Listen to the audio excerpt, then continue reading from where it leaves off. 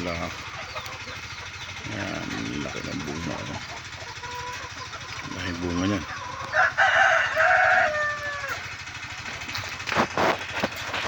Meron tayong kambing.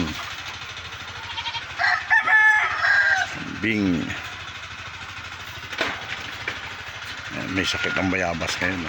Iba ang dahon niya. May pesta na tinatawag na peste. Ito namang mga walunggay natin. Yun, malalaki oh. Kaso nga lang, ayan, matitigas pa. Hindi ko na kuha ng isang araw.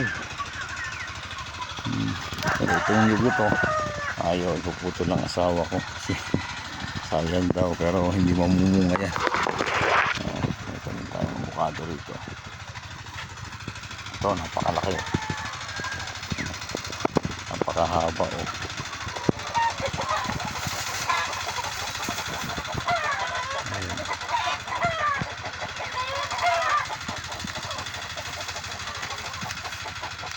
Meron tayong pitasin ko na to. Gigis ako sa maliit ang pumusay kasi summer nyo. Pagkagaling ng bagyo biglang nag-summer. Ito mango to eh, kaya maganda oh, magkatabi sila. Isang piko na mango, ito isang Indian mango at saka santol. Ito naman yung namumunga ng mahaba bungon.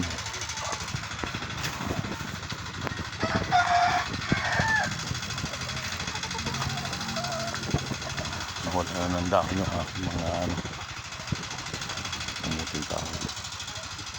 Wala ng dahon. Summer. Ayun, ito nakita siya. Next week, sakto to. Oh, madami to. Next week. Nakita siya. Ayun.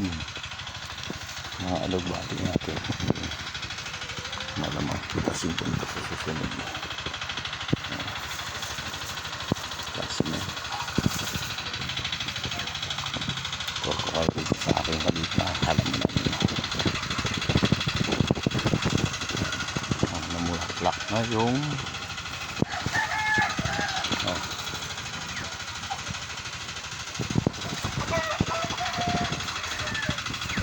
dito tayo.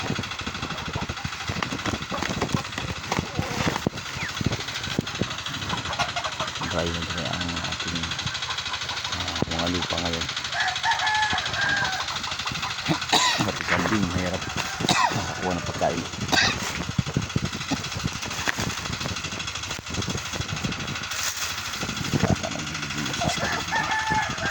Tinatambak ka ng damo para tumaba yung lupa. Ito papaya.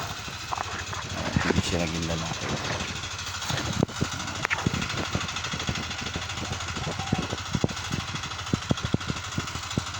Ito pitasin na rin. Uy, may bunga singkamas. May bunga pa. Mahalang na yan. Isang supot yan eh. Isang tali yan eh. 50 pesos. Uy, pitasin ko na rin to. Dalawang bulaklak dito natin. Ay, bunga pala. Kaya pala hindi pinitas lang. Diyos ko. Bunga.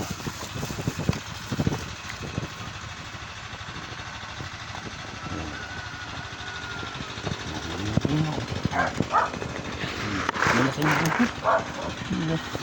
Hindi nagpitas. Malaki. Sayang. Yun yung aking mga sugar cane sa Bandaroon. Ito ay puno ng durian. Mga papaya, pinakamatanda ng papaya. Ito yung bunga, sayang. Kaya pala hindi pinitas yung misis. Ayan. Ayan siya. May bunga. Kala ko bulaklak lang. Ayun, bulaklak to oh. Oh, kailangan to pitasin. Oh. Nakatago eh. Pitasin natin yan.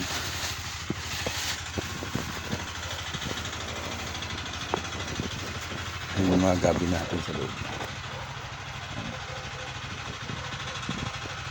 Okay. Papaya ko.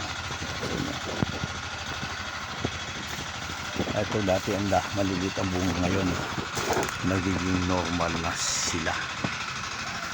Normal na.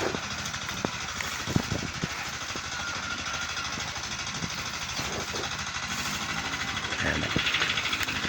Pwede na tayo mag-harvest, pambenta. Ayan na, may mga 5 puno ka lang ganyan bunga. At ako na magsusupply doon sa aming maliit na tindahan. Okay. Okay.